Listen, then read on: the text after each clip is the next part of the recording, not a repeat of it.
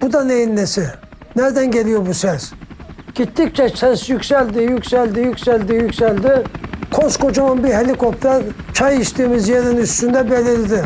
20 metre ya var ya yok. Aramızda helikopterle. Adam helikopteri indirdi aşağı.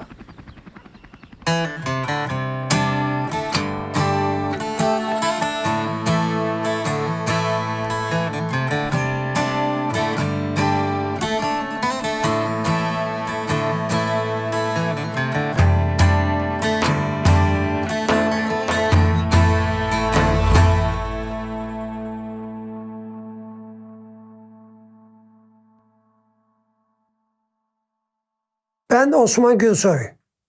20 Eylül 1935 senesinde Türkiye'nin kuzeyinde Ordu'da dünyaya geldim. 7 nüfuslu ailenin ikinci çocuğuyum. Çocukluğum doğup büyüdüğümüz 200 senelik evde geçti. Okul çağına gelince rahmetli babam elimden tutarak beni 1 saat uzaklıktaki okula götürerek kayıt ettirdi. Ve ben aynı okula 5 sene devam ettim. Bu arada amcamın oğlu beni yanına çağırarak dedi ki, yeğen sen okumaya çok meraklısın. Ben bir yerde İngilizce, Türkçe bir kitap gördüm. Bunu alayım sana da sen İngilizce öğren dedi. Çok hoşuma gitti. Sevincimden göklere uçtum. Ve bu kitabı aldı bana getirdi.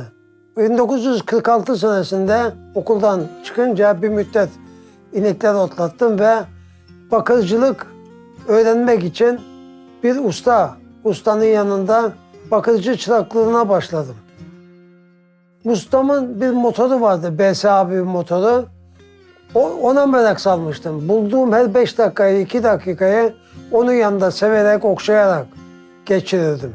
Ve öyle gün geldi ki bu motor benim benliğime oturdu. Buna sahip olmak için neler vermezdim, neler yapmazdım. Kendilerinden başkasını oturtturmuyorlardı üstüne. Ben de aşık olmuştum sanki ona, illa oturacağım diye. Bana şaka dahi olsa beni fazla çalıştırıp gezdireceğim diye söz verir ama sözünü tutmazdı. Motorun üzerinde sadece yolcu olarak 1 veya 2 defa bulunabildim. Askerliğime kadar yine bakıcılıkta devam ettim. Askerlik günüm geldi. Çağrıldım askere. Denizli'ye acemi er olarak eğitime gittim. Denizli'de eğitimim ne kadar sürdü hatırlamıyorum. Ondan sonra dağıtım yeri olarak İzmir, Gaziemir'e gittim. Her boş dakikamı İngilizceyi ilerletmek için çalıştım. Hatta bölük kumandanından izin alarak 3 ay İngilizce kursuna gittim Türk-Amerikan Derneği'nde. Askerlikten terhis olduktan sonra tekrar bir müddet bakıcılığa devam ettim. O bana motoru vermeyen ustam, sen harcanıyorsun bu dükkanda, sana burada hayat yok. Ben seni İstanbul'a götüreyim, İstanbul'da bir iş bulalım sana, orada devam et hayata dedi. Ve ona uyarak ben onunla beraber İstanbul'a gittim. Bir ay ona senin bura benim dolaştım. Münasip bir iş bulamadım. Otobüse bindim, Yalova'ya indim havaalanından. Bir bina gördüm, üzerinde bir levha var, Amerikan ev işlerine bakan ofis, yazıhane. Altında da bir elektrikçi dükkanı var. Elektrikçi dükkanına selam verdim. Müsaade istedim bir şey sormak için. Sor dedi. Dedim, bunlar ne iş yapıyor burada? Neden soruyorsun diye sordu bana. İş mi arıyorsun dedi. Evet, iş arıyorum dedim. Sen Gürcü müsün dedi. Değilim, hanımım Gürcü dedim. Bir güldü. Otur şuraya dedi, oturdum. 3 gün sonra bana Amerikalıların yanında iş buldu. Ve ben işe başladım. Garson olarak. Hayat değişmeye başladı. Her gün beni bir Amerikalı alıp bir şey götürüyor. Akşama geri getiriyor. İngilizce bilen olmadığı için beni baş üstünde tutuyorlar. Bir tanesi bu akşam bana gel diye ısrar etti. Amerikalı. İsmini unuttum tabii. Geçmişti bu kadar zaman. Kalktım gittim. Amerikalı'nın yanına. Hoş geldin, beş geldin. Senin bisikletin var mı dedi bana. Yok dedim. Kimde var bisiklet ki bende olsun? Çünkü bir bisiklet pahalı. Benim bisikletim yok dedim. Ben sana dedi bir bisiklet vereceğim. Bunu gümrükçüler listeye yazmamışlar. Ben sana bir bisiklet vereceğim.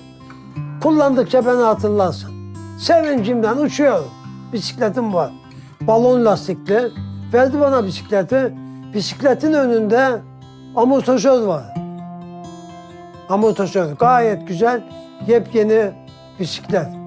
Onu aldım ben. Onunla epey dolaştım. Olur mu olur dedim. Bir motor taktım ben. 3 vitesli küçücük bir motor. Ve bu motorla Yalova'dan kalkıp Kuşadası'na kadar gittim. Bu 4,5 sene devam etti. Amerikalıların yanında. Yıl 66 idi. İşten çıkarıldım ben. Beraber çalıştığımız bir arkadaş vardı. O da barmendi.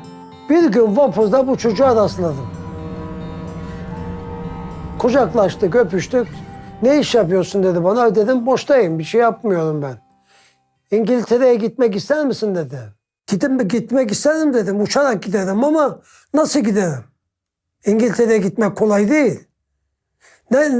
Nasıl iş bulacağım, nasıl edeceğim? Senin İngilizcen var dedi. Ben sana bir adres vereceğim. Sen bu adrese mektup yaz, gerekeni yap. O işi bulacaksın sen dedi bana. Dediğini yaptım. İngiltere'ye bir mektup yazdım. Benden bonservis istediler. Çalıştığım yere gittim. Bir bonservis aldım. Koydum postaya gönderdim. Bir ay falandı galiba aradan geçen zaman. İngiltere'ye gitme biletim, iş müsaadem, oturma müsaadem hepsi yapılmış olarak bana geldi.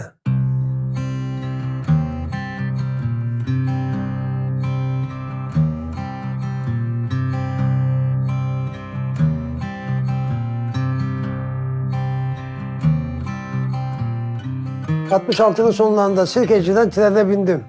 3 gün süren yolculuktan sonra Londra'ya vardım. Londra gideceğim, çalışacağım otel Londra'dan 400 kilometre uzaklıkta, deniz kenarında küçücük bir kasabaydı. Tragena isminde bir oteldi. Tragena gidip bana 2 gün izin verdiler dinlen. Dinlendikten sonra garson olarak işe başladım. Boş vakit çoktu. Bir müddet alışamadım. Oradaki yaşama alışamadım. Bir motorcu dükkanı buldum. Yine kendimi takdim ettim. Ben Türkiye'liyim. Filancı otelde çalışıyorum. Boş zamanlarımı değerlendirmek için bir motor arıyorum. Vespa motoru. Var mı öyle bir şey? Yok. Bu an için yok. Ama ben sana bulacağım dedi. Sen nerelisin? Ben Türkiye'liyim dedim. Otur şuraya dedi bana. Hemen çayımı kahvemi verdi. Böylece bir arkadaşlık doğdu aramızda. Her boş vakit bulduğumda yanına gittim. Ve gün geldi, işte dedi ben sana motoru buldum.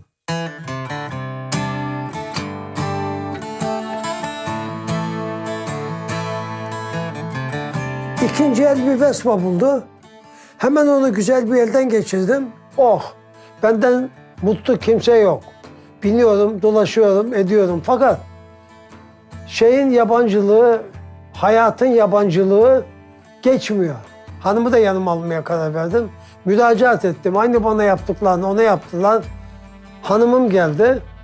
Hanımımla beraber başladık işe. Motorla o da senin, bu da senin, o da senin, bu da benim dolaşmaya başladık. Ve günler geçti. Bir sene sonra olur mu? Olur dedim. Motorla Türkiye'ye gitmeye karar verdim.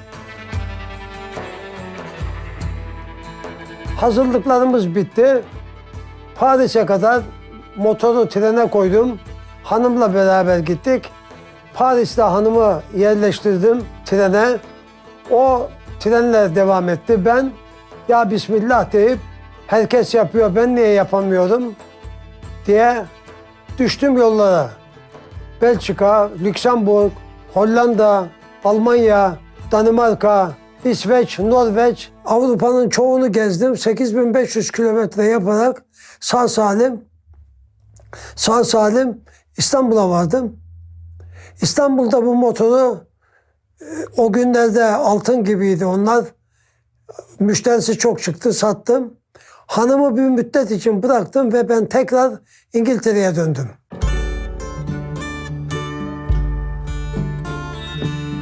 İngiltere'ye döndükten sonra yeni motorum geldi ve ben yeni bir fikir ürettim. Bundan sonra her Türkiye'ye gidiş gelişi yeni motorla yapmaya karar verdim. Olur mu? Olur dedim. Yeni motorumu hazırladım. Üzerine radyo, stereo, ne varsa kaskın içinde konuşma sistemi bunları yaptım ve yola çıktım. Bu ikinci defa Avrupa'ya geçecektim. Geri gelirken de hanımımı da getirecektim. Giderken bir rota çizdim kendime. Avusturya, Macaristan, Romanya, Bulgaristan rotası çizdim. Gittim Yalova'ya sağ salim vardım. Bir müddet hazırlıklarla uğraştık. İlk defa hanımımı arkama aldım. Yugoslavya üzerinden yine olur mu olur. Herkes yapıyor bunu, ben niye yapamıyorum? Yugoslavya Adriyatik sahilinden sağ salim Londra'ya vardık. Sene 1974. Hazırlandım yine Türkiye'ye gitmek için can atıyorum. Fakat Almanya'da bir yeğenim var. Benden beraber gelmek istedi. O zaman karar verdim. Norveç, İsveç, Danimarka, buraları gezelim dedim beraberce. Hazırlık yaptık, ona göre çıktık yola. Danimarka'da mektuplaştığım bir hanım vardı. Onu bulduk. Oturduk, sohbet ettik. Eski günleri yad ettik. Devam ettik. İsveç'e geçtik. İsveç'te Norveç'e gitmek için yolu bulduk. Gittik. Bir yerde dinlenme yeri çıktı karşımıza. Çaydanlığımıza su doldurduk, sıcak su. Çay yapacağız, çay içeceğiz. Bir müddet daha gittikten sonra gayet güzel manzaralı bir yere rastladık. Orada oturup kahvaltı yapmaya kararlaştırdık. Gittik motorun üzerinden indik, aldık öteberiyi. Yeğenim çayı hazırlamaya başladı. Her geçen araba eliyle bir şeyler işaret ediyor. Uzaktan bir helikopter sesi gelmeye başladı. Gittikçe ses yükseldi. Helikopter bizi rahatsız etmeyi düşündü herhalde ki adam 20 metre ya var ya yok aramızda helikopterle. Adam helikopteri indirdi aşağı. Yürüye başladı bize doğru gelmeye. Bir şey dikkatimi çekti ilk önce, silahı. Silah var belinde. Can you speak English? Can you speak English? Dedi. I speak English very well. What about you? Ben İngilizceyi çok iyi bilirim. Senden ne haber? Bir elini beline koydu, bir elini havada zigzaglar çiziyor. Get up. This is not a place to drink tea. Ben şaşırdım tabii. Bir eli belinde, bir eli dediğim gibi işaret yapıyor. Kalktık. Mecburen çayı döktük. Ondan sonra bu öteberiyi hazırlamanın tam sonu geliyordu ki yani toparlanmamız lazım, gelen şeylerin hepsini topladık. Bu yanımızdan ayrıldı, gitti, oturdu kontrol yerine, helikopteri kaldırdı. Biz oradan motoru yükleyip kalkıncaya kadar tepemizde durdu adam.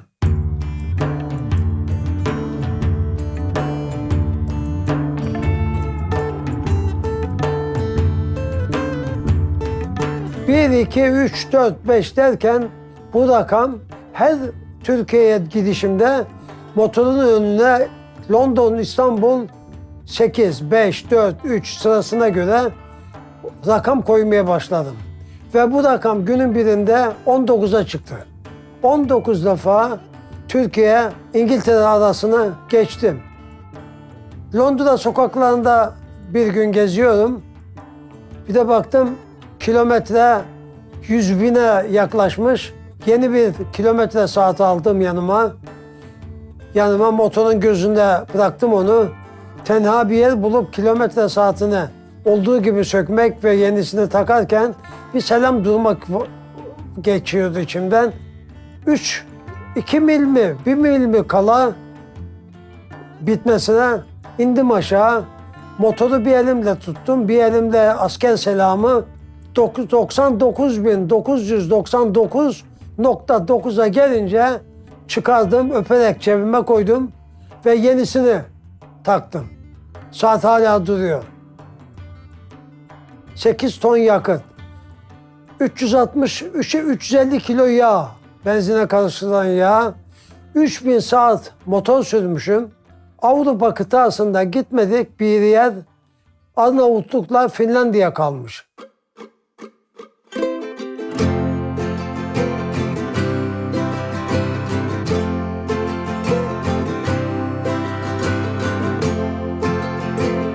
Bir gün düşündüm, taşındım. Avrupa'da gidecek yer kalmadığı için olur mu olur diyerek Amerika'ya gitmeye karar verdim. Ama Amerika'ya gitmek demek bakkala gitmek demek değildi. Zorlukları vardı. Hanımımla konuştum. Allah razı olsun, itiraz etmedi. Ve ben tüm hazırlıklarımı yaptım. Bir arkadaşım minibüsüyle götürdüm. Orada kargoya teslim ettim. 3-4 gün geçtikten sonra da New York'a telefon edip motorumun oraya varıp varmadığını öğrendim. Orada olduğunu söylediler. Bir sabah küçücük çantamı, motor kaskım kolumda tren istasyonuna gittim. Gatwick'ten kalkıyor Amerikan uçakları. 5,5 saatlik yolculuktan sonra New York'a vardık. New York'a varınca hemen kargoya gittim. Motorumu çıkarmak istedim. Motoru çıkardık. Tekerinde hava yok. Aküsünde su yok. Onları tamamlamak için bir kamyonet çağırdı. Kamyonete koyduk bunları, gittik biz benzinciye. Gerekeni yaptık hepsini. Yükledim ben bu motoru. Tekrar hepsini tek tek ellerini sıktım. Çıktım yola.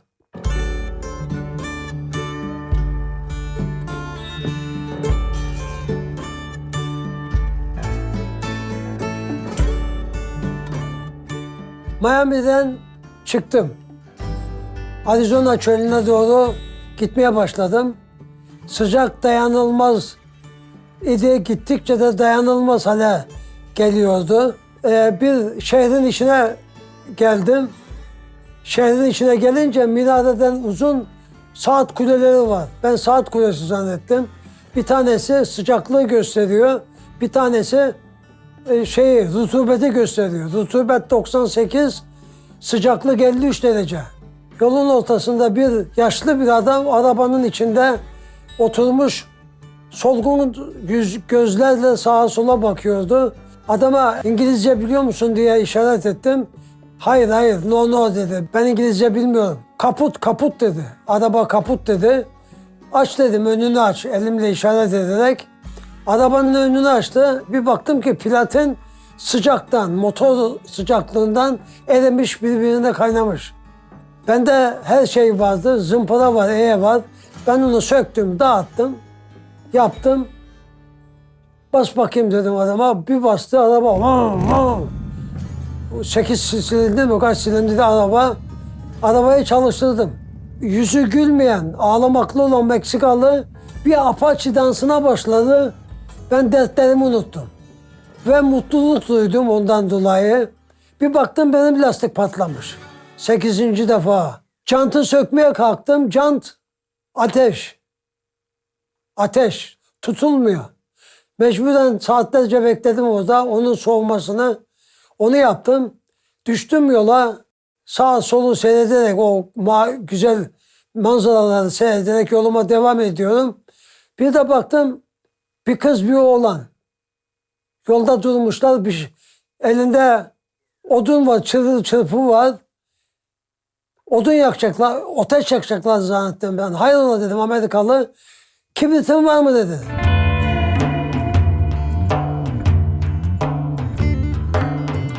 Kibritin var mı dedi. Yok dedim. Ne yapacaksın kibriti? Çay yapacağım, kahve yapacağız, pişireceğiz. Burada dedi bana. Aradım. 30-40 santimlik bir kablo buldum. Aküyü kısa devre yaparak ben bunların ateşini yaktım. Ve onların birbirine sarılışını, kucaklaşışını, sevincini paylaştım onlarla beraber. Ve yoluma devam ettim.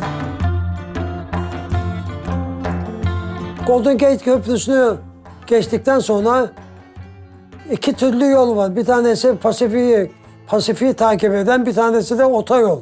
Ben Pasifik takip eden fazla daha iyi yerler gördüm diye oradan gitmeye başladım. Kanada hududuna çok yaklaşmıştım. Rahat rahat giderken, zevkle sağa solu seyrederken giderken birdenbire motorumun vites kolu kırıldı. Üzüldüm, motoru yan yatırdım. Kontrol ettim. Şanzımandaysa işim bitik. Bir baktım talih yardım etti. Şanzımanda bir şey yok. Sadece kolu kırılmış. Sabah kalkınca ilk olarak kolu söktüm, aldım elime. Dolaştım. Bir dükkan buldum açık. Alman. Adam onu kaynattı. Küçük bir kavanoza gres yağı koydu sana lazım olur diye. Para teklif ettim adama, hayır dedi. Ayıp dedi, olmaz dedi. Ben bir Almanım dedi. Kanada hududu göründü.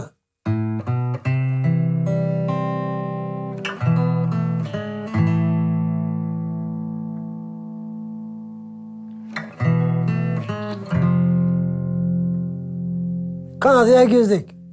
50 metre, 100 metre ileride Information Center var. Oraya gittim. Orada soğuk bir şey ikram ediyorlar. Harita istiyorsan onu alıyorlar. Onlara baktım. Biraz bilgi aldım. Yollar hakkında falan. Dışarı çıktım. İki eli cebinde genç bir çocuk motora bakıyor. Motora bakıyor. Yaklaştım yanına. Nereye gidiyorsun dedi bana. Montreal'a gideceğim. Hiç zahmet etme dedi. Hiç. Ne demek dedim zahmet etme. Burada dedi öyle yokuşlar var ki bu motor dedi çıkmaz. Bu motor gitmez. Onun için diyorum dedi zahmet etme. Bir deneyeceğim dedim. Gittim. İki tane dağ. Yan yana iki tane dağ. Aynen V şeklinde. İkisinin ortasından ufak bir dere geçiyor. Motor ayağının üzerinde duran motor. Bir baktım motor geri gidiyor. Hemen koştum. Yapıştım. Durdurdum motoru. Niye geri gittiğini araştırmaya baktım. Arkamı bir döndüm. Yol arkadaki yol. Evvelce görmedim. Bakmadım ya. Çocuğun dediği doğru. Böyle yol. Derken işimi bitirdim. Resim çektim. İşimi bitirdim. Motora gittim. Motoru vitesten çıkarmadan koluna bastım. Kol parçalandı. Kırıldı motor. Ve bu 5000 kilometrelik yolda motoru her istop ettiğimde iterek çalıştırdım. Vespa motorunun hiç beğenmediği bir şey. Fakat üstesinden geldim. Gündüzler gece oldu, geceler gündüz oldu. Acılar tatlı oldu, tatlılar acı oldu. En büyük arzum, en büyük istediğim şey Montreal levhasının önünde bir resim çekmekti. Bu serüven iyi kötü her tarafıyla 50 gün sürdü. 50. gün havaalanına döndüğümde motorun kadranına baktım. 16.000 kilometre yazmış. 16.000 kilometre. Zevkli zamanlar, acılı zamanlar her şey tekrar gözümden geçti. Ve kargo binasına yöneldim. Oradaki bulunan 20 kişi mi, 15 kişi mi? Hani giderken ümitsiz gözlerle bu adam geri gelmez diyormuş hepsi. Ben karşılarında dikilince birbiriyle beni misafir etme yarışına giriştiler. Amerika denince uçsuz bucaksız bir memleket. 53 tane eyaleti olan bir memleket. Her yerde olduğu gibi iyiler, kötüler orada da var. Güzeller, çirkinler orada da var. düşküne yardım edenler, elinden tutup kaldıranlar orada da var. Bana yaptıkları gibi düzinelerce insan bana evini teklif etmiştir. Aç mısın diye, tok musun diye sormuştur. Bunları minnetle anlarım. Amerikan turunu tamamlayıp Londra'ya döndüm. Londra'da hazırlıklarımızı yapıp Türkiye'ye gitmeye karar verdik. Türkiye'de Vespa'yı almaya kalktım gümrükten. Gümrükte kalacak dediler. Kaldı gümrükte, Edirne'de. Ben bir iki sefer yaptım. Gümrük Bakanlığı'na müracaat ettim. Yaptıklarımı anlattım. Siz de bir muafiyet uygulayın da mutlu olalım diye yazdım. Onun muvaffakiyet yerine bana 160 bin lira para ödettiler. Bunlar benim 8 yaşımda, 11 yaşımdayken bakıcı dükkanında çıraklık yaptığım günlerdeki BSA motorunu gözümün önüne getirdi. Yalvarmakla dahi dokundurmuyorlardı, bastırmıyorlardı. Çalıştırmayı bırak, içimde bir uhdeydi. Bana bu imkanları verdi. Ben adım adım ilerledim. İstediğim motoru aldım. Ve dahası okul sıralarında gıptayla seyrettiğim duvarda asılı haritaların tümünü görmenin mutluluğunu yaşadım.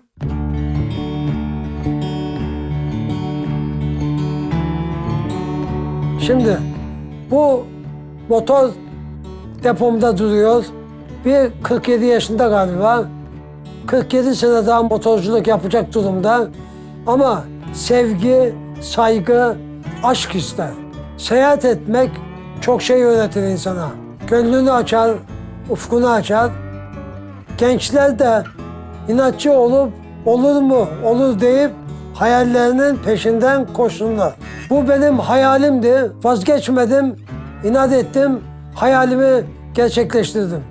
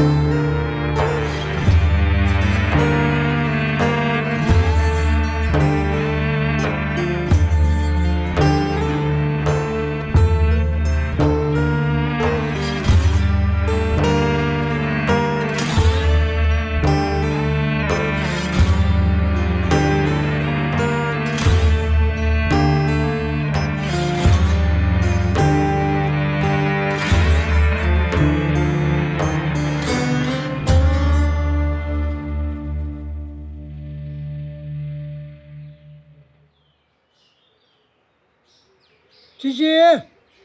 Cici! Koş, koş, gel. Cici!